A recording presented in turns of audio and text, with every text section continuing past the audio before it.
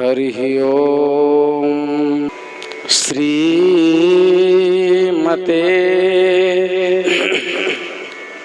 रामचंद्राय नमः। श्रीमते रामानंदाचार्याय नमः। श्रीमते मलूकदासाय नमः।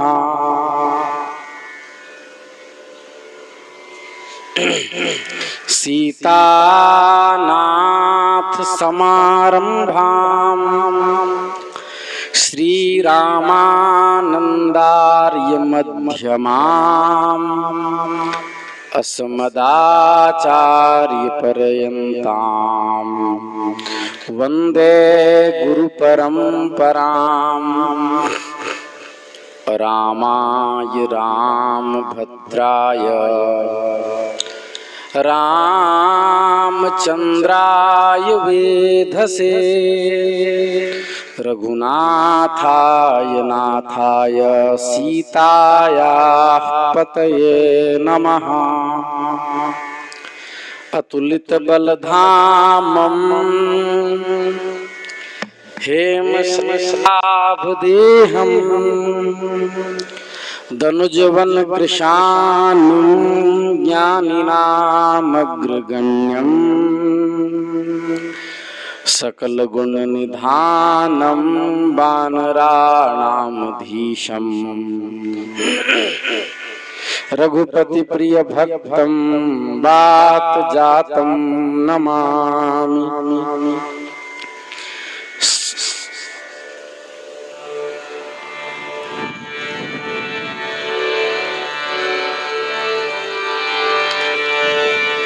सीताराम सीताराम सीताराम जय सीताराम। सीताराम सीताराम सीताराम जय सीताराम। सीताराम सीताराम सीताराम जय सीताराम। जय रघुनंदन जय सिया राम जानकी वल्लभ सीताराम। कमला विमला मिथिला धाम अवध सरयू सीताराम। श्री राम जय राम जय जय राम। श्री राम जय जय राम। श्री वृंदावन बिहारी लाल की जय। नमः पार्वती पतये हर हर महादेव। अनंत कोटि ब्रह्मांड नायक सर्वैश्वर्य परात्पर परब्रह्म निखिल हेय प्रतनीक दिव्यानंत कल्याण गुणगण निलय भगवान श्री हरि की असीम अनुकंपा से हम आप सब इस विशुद्ध सत्संग मंडप में बैठ करके मनुष्य जन्म धारण करने का सर्वोत्कृष्ट साधन सत्संग श्री रामानंद संप्रदाय वैभव वर्णन के 72वें एपिसोड के रूप में प्राप्त कर रहे हैं। हम लोग पिछले दिन सुन रहे थे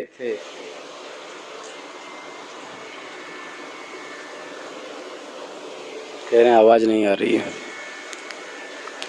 20 दिसंबर 1993 को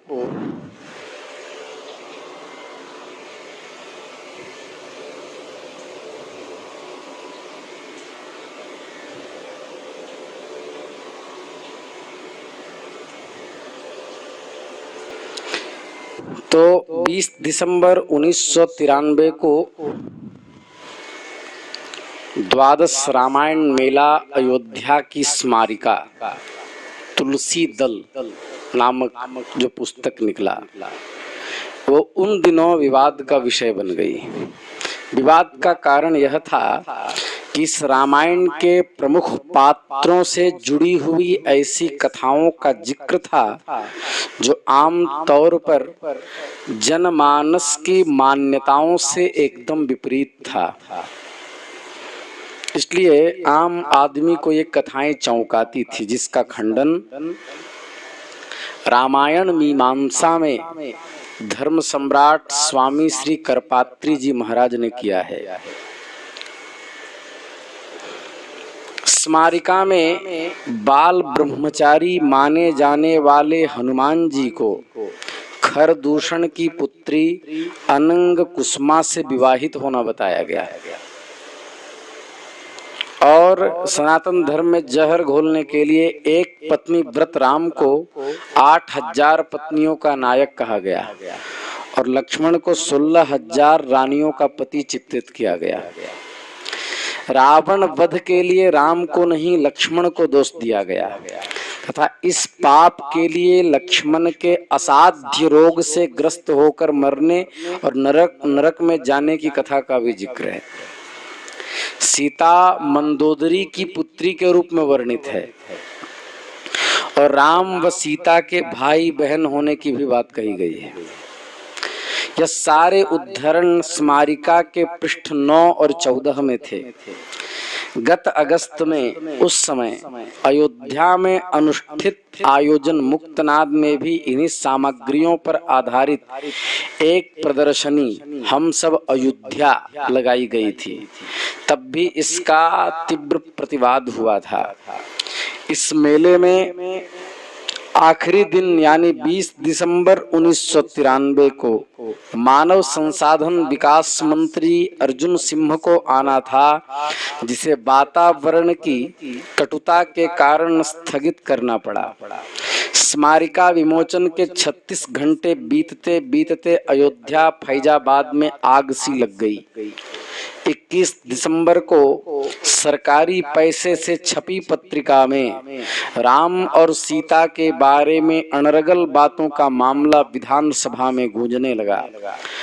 बीजेपी के सदस्यों ने कहा, ऐसा सरकार की शह पर हुआ है क्योंकि अयोध्या के रामायण मेले को पर्यटन और सांस्कृतिक कार्य विभाग ने आर्थिक मदद की है। भाजपा के श्यामदेव राय चौधरी ने इस सवाल पर अध्यक्ष को जो नोटिस दी, उसमें कहा गया है कि स्मारिका में प्रकाशित जो लेख है वह हिंदू देवी देवताओं के खिलाफ घिनौना प्रचार करने का कुयत्न है। मसलन पत्रिका में जो छपा है उनमें हनुमान जी के बारे में लिखा पेज 14 में कि खरदूषण की बेटी अनंग कुसुमा हनुमान को ब्याही गई थी।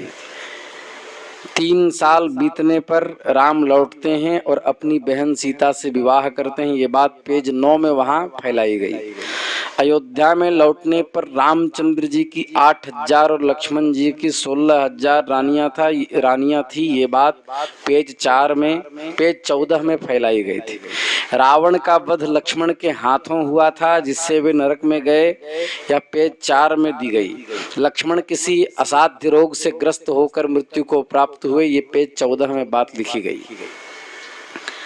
आखिर क्या आवश्यकता थी कि अयोध्या में एक बार फिर हिंदू की धार्मिक भावनाओं को आहत किया जाए, और वह भी तुलसी शब्द और रामायण का सहारा लेकर।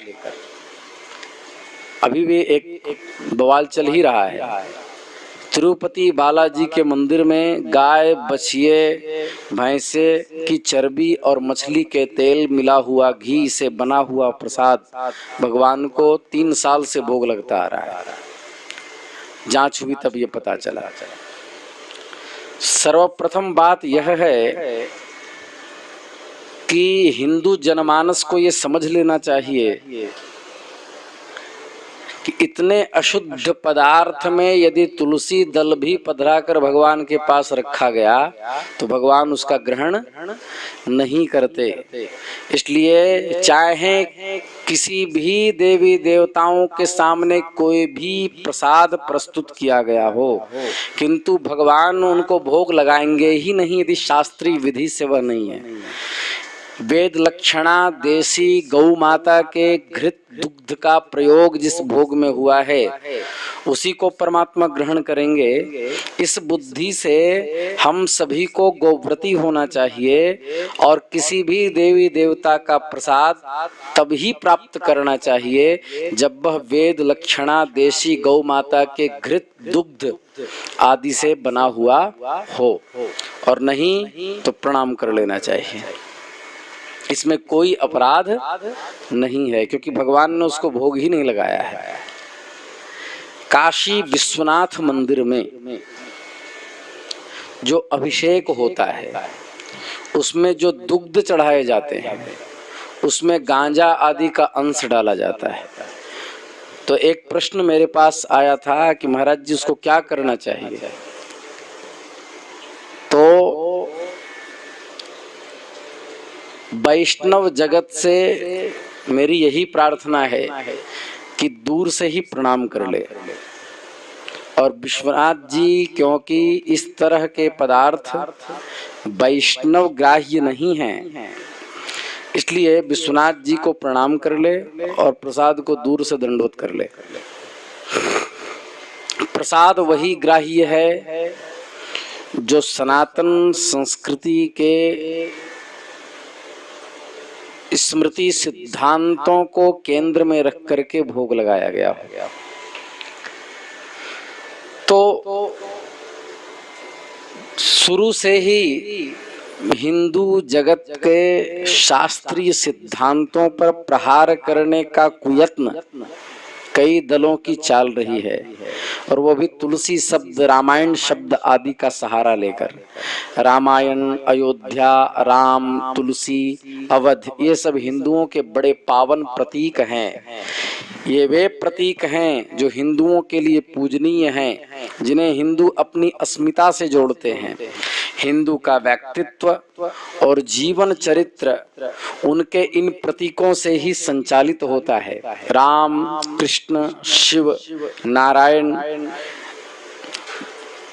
वे धार्मिक प्रतीक जो दुर्गा, सरस्वती, महादेवी, काली, गणेश, कार्तिकेय, अग्नि और सूर्य के नाम से जाने जाते हैं, उनसे प्रेरणा लेकर हिंदू स्वार्थ और अहंकार की चेतना से अत्यधिक ऊपर उठ जाते हैं और फिर उनके लिए ये प्रतीक परब्रह्म में प्रवर्तित हो जाते हैं। वास्तव में जब कोई व्यक्ति अपने स्वार्थ व अहंकार से ऊपर उठ जाता है तब स्वयं को सर्वव्यापी ब्रह्म चेतना में आंशिक रूप से स्थापित करने में समर्थ हो जाता है। तब उसके लिए न कोई हिंदू रह जाता है, न मुसलमान, न सिख, न ईसाई, न अवर्ण, न सवर्ण, न ऊंच, न नीच। उसके लिए तो समस्त संसार एक वास्तविक परिवार का रूप ले लेता है। उसके लिए न कोई भौगोलिक सीमाएं रह जाती है, न राजनीतिक। दुर्भाग्य यह है कि हिंदू दर्शन और हिंदू प्रतीकों के दार्शनिक सिद्धांत के सत्य को जाने समझे बिना कभी आधुनिकता के नाम पर, कभी परिवर्तन के नाम पर, कभी वैज्ञानिक चिंतन को पोषण देने के नाम पर हम भारतीय अपनी संस्कृति का उपहास उड़ाने के आदी होते जा रहे हैं। यह सब कुछ विदेशी दार्शनिक, तत्वदर्शी और आलोचक करे तो एक बार क्षम्य माना जा सकता है, क्योंकि वो दार्शनिक अपने दर्शन पक्ष को रख रहे हैं, हमारे दार्शनिक पक्ष से अनभिज्ञ हैं। पर जब जो अपने आप को भारतीय संस्कृति का उपासक और रक्षक मानते हैं वे ही इन दुष्कृतियों का पोषण करते हैं, तब बहुत क्लेश होता है। उस समय अयोध्या में पुनः यही हुआ। निसंदेह यह एक चिंता की बात है कि बार बार ऐसी स्थितियों को उत्पन्न किया जा रहा है जिनसे हिंदुओं की धार्मिक भावनाओं को आघात लगे। हिंदू की धार्मिक भावनाओं को आघात लगे, वे उद्वेलित हों, इसमें आखिर किसका हित है? समझ में नहीं आता कि अयोध्या में बार बार राम को अपमानित करने की चेष्टा की जाती है। उनके पीछे भावना क्या है? राम हिंदुओं के लिए एक पूजनीय है, अत्यधिक आदरणीय है और प्रातः स्मरणीय प्रतीक हैं। एक समय था ऐसे ही प्रतीकों का उपहास इस देश में एक प्रधानमंत्री ने उठाया था और आस्थावानों से यह प्रश्न किया था कि राम का जन्म कब हुआ था। राम का उपहास उड़ाने वाले उस प्रधानमंत्री की बाद में क्या दुर्गति हुई, यह कोई छिपी हुई बात नहीं है। वैसे सिद्धांत भी यही है कि जिसने जैसा बोया है वैसा ही काटा है। भले ही आज की आधुनिकता के उपासक इसे स्वीकार करें या न करें, पर आस्थावानों के लिए यह भी एक शाश्वत सत्य है कि करनी का फल अवश्य भोगना पड़ता है। ईश्वर के घर देर है, अंधेर नहीं। जो लोग राम का उपहास उड़ा रहे थे, यह साबित करना चाहते थे कि राम की हजारों रानियां थी, राम ने अपनी बहन सीता से विवाह किया था, उसके लिए यह उचित होगा कि वे अपना पांडित्य प्रदर्शन कम से कम अयोध्या में करना बंद कर देते। मंदिर में जाकर कोई उसके गर्भगृह में देवता की प्रतिमा के समक्ष शौच नहीं करता। अगर इन तथा कथित प्रगतिशील और आधुनिकता परस्त राजनीतिज्ञों को लघुशंका या दीर्घशंका से निवृत्त होना है, तो वे किसी मंदिर में जाकर गर्भगृह में देव प्रतिमा के समक्ष यह कृत्य न करें। इसके लिए उन्हें किसी शौचालय में जाना चाहिए। देश में बहुत से शौचालय हैं जहाँ ये लोग जा सकते हैं। ये बौद्धिक लघुशंका है।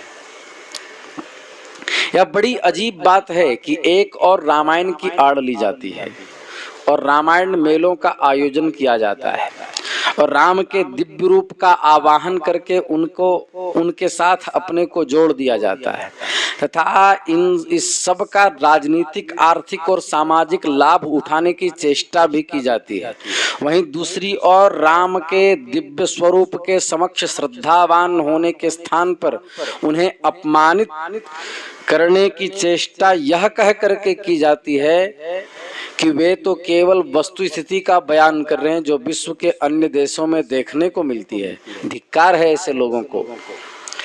वस्तु स्थिति का चित्रण या वैज्ञानिक चिंतन या वैश्विक इतिहास का बखान करने वाले देश में स्वनाम धन्य नेताओं में कोई यह पूछे कि ऐसा करने का साहस क्या वे हजरत मोहम्मद साहब के संदर्भ में कर सकते हैं, और वह भी मक्का में जाकर? क्या वे ऐसा करने का साहस ईसा के संदर्भ में कर सकते हैं, वह भी रोम या वेटिकन सिटी में जाकर? अखंडित कौमार्य के रहते हुए कोई भी महिला शिशु को जन्म नहीं दे सकती और यह एक निर्विवाद सत्य कोई भी व्यक्ति वेटिकन सिटी में जाकर कुमारी मरियम के मूर्ति के समक्ष सार्वजनिक मंच से नहीं कह सकता। ईसाई समाज की मान्यता है कि अखंड कौमारी के रहते हुए मरियम ने ईसा को जन्म दिया था। जाहिर है इस मान्यता को वेटिकन सिटी में जाकर खंडित करने का कोई साहस नहीं कर सकता, पर भारत के वर्तमान प्रगतिशील नेताओं का चरित्र बहुत ही निराला है। वे राम का प्रयोग राजनीतिक लाभ के लिए करना चाहते हैं। वे रामायण मेलों का आयोजन भी इसलिए करना चाहते हैं ताकि इससे उनको वोट बैंक बने, लेकिन इसके साथ ही भगवान राम, भगवती सीता व प्रातः स्मरणीय हनुमान का भी अपमान करना चाहते हैं। हनुमान ब्रह्मचर्य के प्रतीक हैं। ये ब्रह्मचारी रहें या न रहें यह कोई शोध का विषय नहीं, पर फिर भी कुछ लोगों द्वारा इस तरह का शोध किया गया है। फिर उसे तुलसी दल पत्रिका में प्रकाशित भी किया गया। इसके तहत उन्होंने अयोध्या में यह जानकारी हिंदुओं को दी कि हनुमान का विवाह खरदूषण की पुत्री से हुआ था। ये कुत्सित भाव भारत में फैलाया गया। काश यह पागलपन न हुआ होता। इस कार्य को पागलपन इसलिए कहा जा सकता है क्योंकि इस कार्य के पीछे कोई विवेक नहीं था, बल्कि यह कार्य उन लोगों के द्वारा किया गया जिनके विवेक को उनके क्षुद्र राजनीतिक और निजी स्वार्थों के द्वारा ढक लिया गया था। वस्तुतः जब विवेक मर जाता है तो पागलपन का उदय होता है। इसलिए 26 दिसंबर 1994 ईस्वी को अयोध्या के जन्मभूमि में बड़ा मेला लगा करके राम तत्व तथा उनके जितने संगठनक पात्र हैं उन पर आक्षेप किया गया। जो यह प्रश्न करते हैं लोग, कांग्रेस के द्वारा यह प्रश्न उठाया गया कि हिंदुओं को अपने प्रतीकों से इतना मोह क्यों है। उन्हीं से यदि उल्टा यह प्रश्न किया जाए कि हिंदुओं के पास अपना कोई प्रतीक नहीं होगा तो उनकी अस्मिता की स्वतंत्रता से पहचान कैसे होगी, तो शायद इस प्रति प्रश्न का उत्तर आलोचक नहीं दे पाएंगे जिन्होंने अयोध्या में पागलपन किया। सच बात यह है कि प्रतीक ही एक ऐसा तत्व है जिससे किसी व्यक्ति की अस्मिता की पहचान की जा सकती है। जैसे किसी राष्ट्र का प्रतीक उनके देवी देवता, उनका वह चिंतन है जिसे कोई वेद वाक्य कह करके उल्लेख करता है। वाक्य भी अपने आप में प्रतीक ही हैं। प्रतीक के अभाव में सृष्टि का भान नहीं हो सकता। जैसे अवध का अर्थ है वह स्थान जहाँ वध नहीं होता, वैसे ही अयोध्या का अर्थ है वह स्थान जहाँ युद्ध नहीं होता। अयोध्या हिंदुओं का आदर्श स्थल है क्योंकि अयोध्या में ध्वनि आती है विश्व शांति की। अयोध्या से ध्वनि गुंजित होती है युद्ध न होने की। अयोध्या प्रतीक है युद्ध की सत्ता की समाप्ति का। राम प्रतीक हैं उस दृष्टिकोण के जो सर्वत्र विराजित हैं। लेकिन प्रतीकों का यह महत्व ऐसे व्यक्तियों को समझ में नहीं आ सकता, खासकर कांग्रेस के लोगों को जो पागलपन से ग्रस्त हैं। बाबरी मस्जिद के मुद्दे पर एक्शन कमेटी के द्वारा आंदोलनात्मक अभियान की बिस्मिल्लाह ही गलत हो गई। कमेटी के 26 जनवरी 1994 को फैजाबाद में प्रस्तावित और बहुप्रचारित संविधान बचाओ सम्मेलन कमेटी में पदाधिकारियों के गुटबंदी का शिकार हो गया। एक गुट ने सम्मेलन के स्थगन के बयान जारी कर दिए तो दूसरे गुट ने फैजाबाद के बजाय अयोध्या में यह सम्मेलन कर लिया। इसके साथ ही अयोध्या फैजाबाद एक्शन कमेटी में दो फाड़ हो गए। 20 जनवरी 1993 को बाबरी मस्जिद एक्शन कमेटी ने अपना आंदोलनात्मक कार्य स्थगित करने का फैसला किया। कमेटी का फैसला था कि इस मुद्दे पर all India Muslim personal law board द्वारा गठित की हुई कमेटी किसी आंदोलन की पहल करेगी, लेकिन पर्सनल लॉ बोर्ड से मतभेद के कारण 5 सितंबर 1993 को बाबरी मस्जिद कमेटी ने यह बैठकर घोषणा की कि कमेटी मस्जिद मुद्दे पर अब अपने आंदोलनात्मक कार्य को चलाएगी। इस आंदोलन की शुरुआत फैजाबाद में संविधान बचाओ सम्मेलन के द्वारा किया गया। 25 जनवरी को जिस समय बाबरी मस्जिद एक्शन कमेटी के प्रदेश अध्यक्ष मुश्ताक अहमद सिद्दीकी फैजाबाद में दूसरे दिन प्रस्तावित संविधान बचाओ सम्मेलन का विवरण दे रहे थे, उसी समय फैजाबाद में एक्शन कमेटी के जिला संयोजक वसी खान ने स्थगित करने की घोषणा की। इस बारे में जिला संयोजक वसी खान ने जो बयान दिया वह कमेटी के प्रदेश अध्यक्ष अहमद सिद्दीकी के बयान का विरोधाभासी है। एक्शन कमेटी के प्रदेश अध्यक्ष मुश्ताक अहमद सिद्दीकी ने कहा, पर्सनल लॉ बोर्ड ने बाबरी मुद्दे पर कार्यवाही के लिए कमेटी गठित करने के 1 साल बाद तक कोई आंदोलनात्मक कार्यक्रम नहीं चलाया। इस कमेटी ने 15 अगस्त 1993 को प्रधानमंत्री आवास पर धरना देने की घोषणा की, लेकिन इस धरने पर कमेटी के 15 सदस्यों में से केवल 6 लोग ही पहुंचे। पर्सनल लॉ बोर्ड के रवैये से मुसलमानों को रंज हुआ। श्री सिद्दीकी ने कहा कि सबसे पहले बाबरी मस्जिद एक्शन कमेटी ने 1 फरवरी को संसद के सामने धरना देने का फैसला किया। इसी के देखा देखी अन्य संगठनों में भी इसी तारीख को अपने कार्यक्रमों की घोषणा कर दी। पर्सनल लॉ बोर्ड ने 1 फरवरी को दिल्ली के गोल मेंथी चौराहे पर गिरफ्तारी देने की घोषणा कर दी। इसी तरह मुस्लिम लीग के अध्यक्ष इब्राहिम सुलेमान सेठ ने भी इसी दिन गिरफ्तारी की घोषणा कर दी, लेकिन बाबरी मस्जिद एक्शन कमेटी संसद पर अपने धरने का आयोजन जरूर करेगी, ऐसा कहा। श्री वसी खान के इस बयान के आखिरी वक्तव्य में अखबारों में छपने के बाद कमेटी का विवाद गहरा हो गया। उधर बाबरी मस्जिद एक्शन कमेटी की अयोध्या फैजाबाद इकाई के संयोजक वसी खान ने यह कहा था, संविधान बचाओ सम्मेलन के स्थगन की घोषणा करते हुए मिल्ली इत्तेहाद के मद्देनजर यह स्थगित करके all India personal law board द्वारा 30 जनवरी और 1 फरवरी को आयोजित कार्यक्रमों में शामिल होने का फैसला किया जाता है। श्री राम जन्मभूमि के लिए विवादित ढांचे टूटने के 1 वर्ष बाद नई रणनीति के तहत मार्गदर्शक मंडल की नागपुर बैठक के निर्णयानुसार षष्ठ धर्म संसद के 5 विशेष अधिवेशनों को अलग अलग तिथियों में अलग अलग स्थानों पर आयोजित करने का निर्णय लिया गया था, जिससे कि पहली बार धर्म संसद ने संपूर्ण भारत से एक साथ संपर्क बनाया।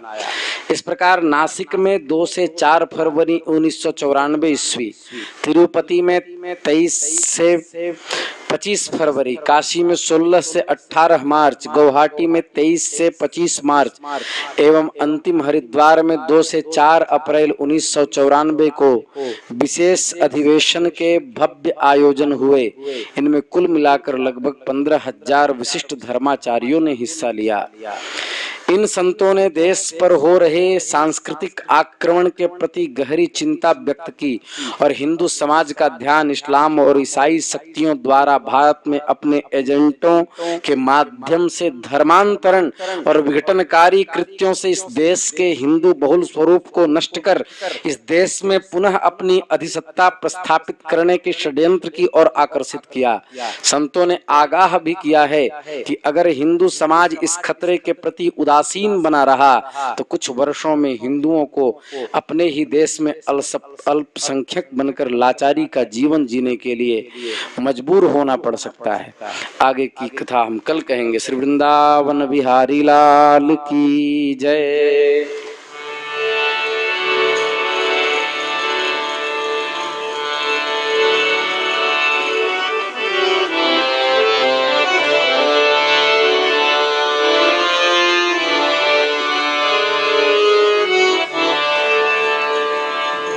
श्री राम जय राम जय जय राम,